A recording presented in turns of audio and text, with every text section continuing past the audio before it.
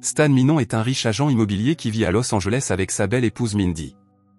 La vie semble parfaite, mais Stan a un vilain secret, il escroque ses clients en leur soutirant de petites sommes qui, au fil du temps, s'élèvent à une fortune. Un jour, ses actes le rattrapent et il est arrêté pour fraude au premier degré. Reconnu coupable, il risque un minimum de 3 ans de prison. Désireux d'éviter la prison, Stan supplie son avocat de soudoyer le juge. L'avocat essaie, mais le verdict est maintenu. La seule chose que Stan parvient à obtenir est un sursis de 6 mois en simulant un événement caritatif. Après l'audience, l'avocat de Stan lui suggère de s'enfuir au Brésil, mais ses avoirs sont gelés, ce qui le laisse sans ressources. Il doit maintenant affronter les prochains mois avec la crainte de ce qui l'attend. Lors d'un rendez-vous avec Mindy, elle lui suggère d'avoir un enfant pour qu'elle ne soit pas seule pendant son absence. Stan rejette l'idée, arguant qu'une fois dehors, il devrait faire adopter l'enfant.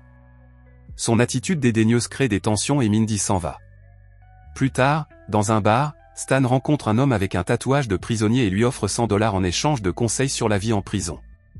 L'homme lui explique que les gardiens de prison ne se soucient pas de la violence des prisonniers tant que personne ne s'échappe. Les prisonniers peuvent s'entretuer sans être inquiétés. Il prévient Stan qu'il deviendra probablement la cible de violences sexuelles. L'homme suggère à Stan de se faire des tatouages intimidants, mais Stan lui montre le tatouage de sa mère, qui ne servira manifestement à rien. L'homme conseille à Stan de rejoindre l'un des gangs de la prison, divisé par race. Mais Stan ne correspond à aucun de ces groupes. En dernier recours, l'homme lui suggère de tuer quelqu'un pour se faire respecter. Le lendemain matin, Stan se réveille avec une gueule de bois, espérant que ce n'était qu'un mauvais rêve. Sa peur s'intensifie lorsque Mindy lui rappelle qu'il va de toute façon aller en prison. Pour remonter le moral de Stan, elle souligne sa résilience en lui disant qu'elle trouve toujours un moyen de s'en sortir. Inspiré, Stan fait le vœu de se transformer en alpha dans les 6 mois, en commençant immédiatement. Il s'astreint à des exercices quotidiens et se fait même tatouer les fesses pour se rendre moins séduisant.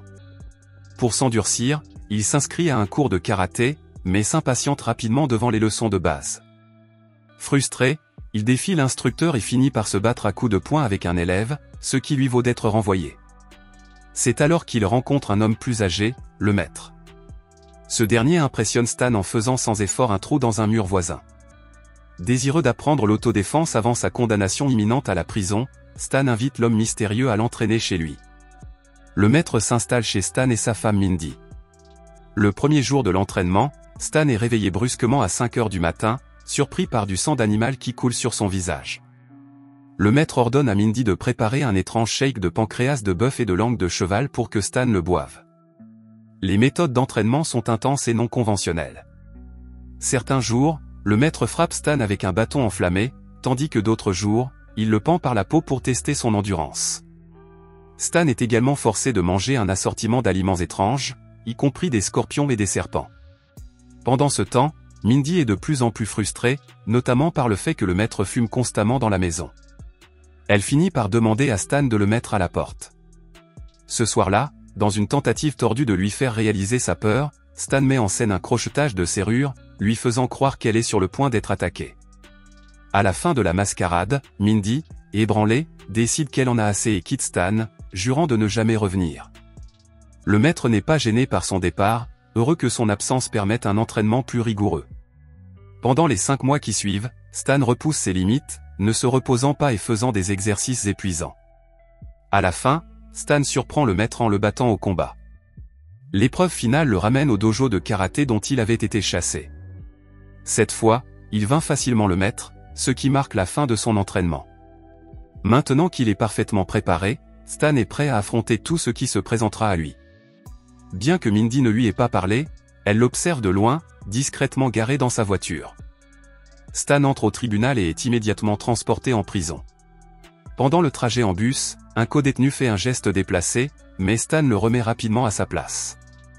À leur arrivée, les prisonniers sont accueillis par le directeur Gask, qui les avertit joyeusement de ne pas déranger les gardiens, tout en soulignant qu'ils sont libres de faire ce qu'ils veulent les uns avec les autres.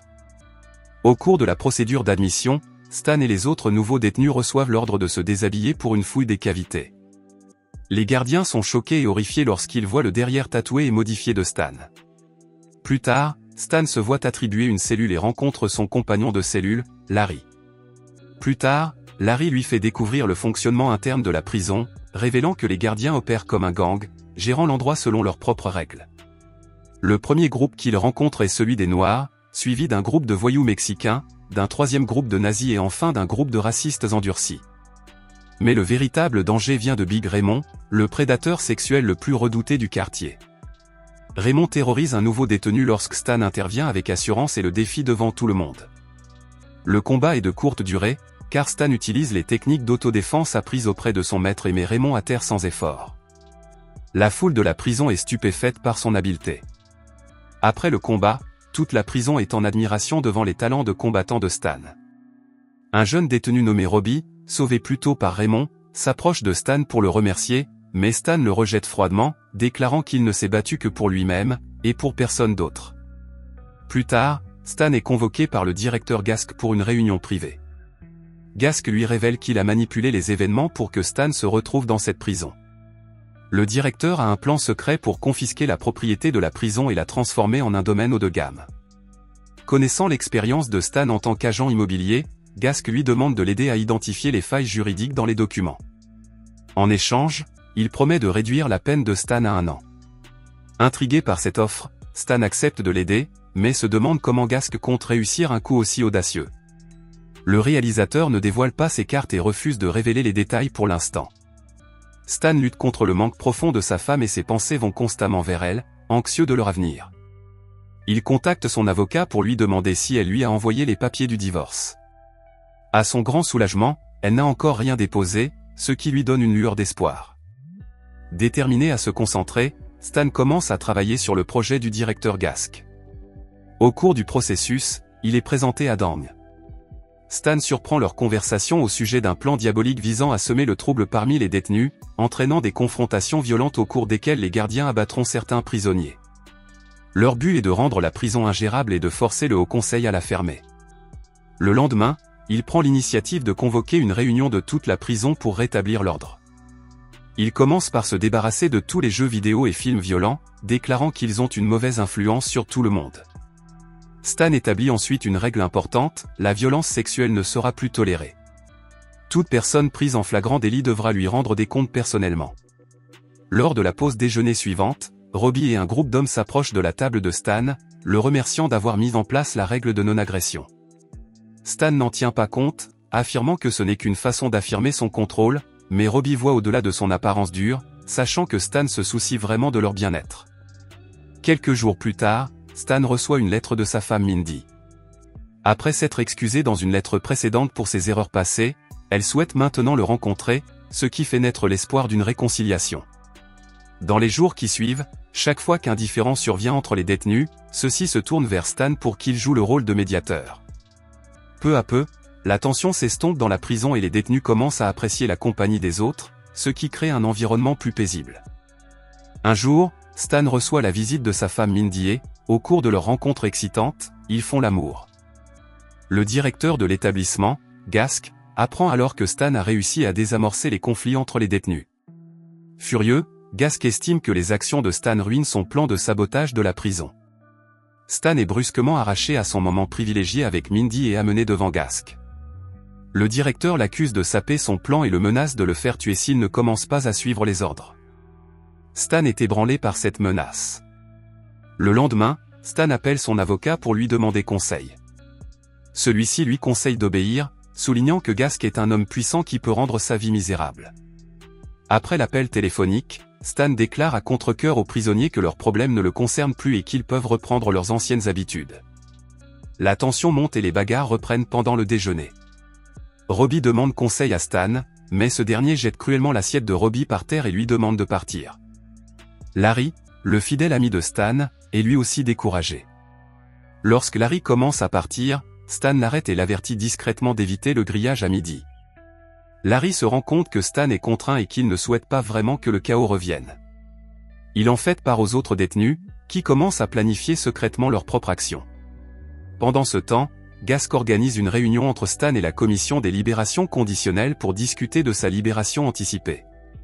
Alors que Stan est coincé dans la réunion, Gask fait visiter la prison au Conseil supérieur avec l'intention de déchaîner la violence près de la clôture à midi. Alors que la tension monte, le véritable plan de Gask est de mettre en scène un incident mortel pendant les conflits des détenus à midi, dans le but de prouver au Conseil que la prison est incontrôlable et qu'elle justifie sa fermeture. Pendant la réunion, Stan se comporte de manière indisciplinée et hostile, espérant être expulsé de la salle. Sa ruse fonctionne, ce qui lui permet de se précipiter pour avertir les détenus de ne pas s'approcher de la clôture. À ce moment-là, les détenus se sont rassemblés dans la cour et les gardiens se préparent à tirer comme ils en ont reçu l'ordre. Mais au lieu de se battre, les détenus surprennent tout le monde en exécutant une danse chorégraphiée sur une chanson mexicaine entraînante. Les gardiens sont pris par surprise et ne savent pas comment réagir. Frustré et furieux, Gask s'empare d'une arme et commence à tirer sauvagement en l'air dans une tentative désespérée de reprendre le contrôle. Le Conseil des gouverneurs est témoin de cet acte téméraire et est prêt à prendre des mesures immédiates contre lui. Gask, désormais acculé et désespéré, tente de tuer Stan, mais Mindy arrive juste à temps et sauve Stan. La scène se déroule ensuite 3 ans plus tard. Stan a finalement purgé sa peine et est prêt à quitter la prison. Ses co-détenus se rassemblent pour l'accueillir, même Patterson, le chef nazi autrefois redouté, a un tatouage du visage de Stan fièrement gravé sur son ventre, symbole du respect que Stan a gagné en prison. Lorsque Stan se libère, il est accueilli par Mindy, le maître, et leur fille de 3 ans, qui l'attendait. Ensemble, ils rentrent chez eux, prêts à commencer leur nouvelle vie.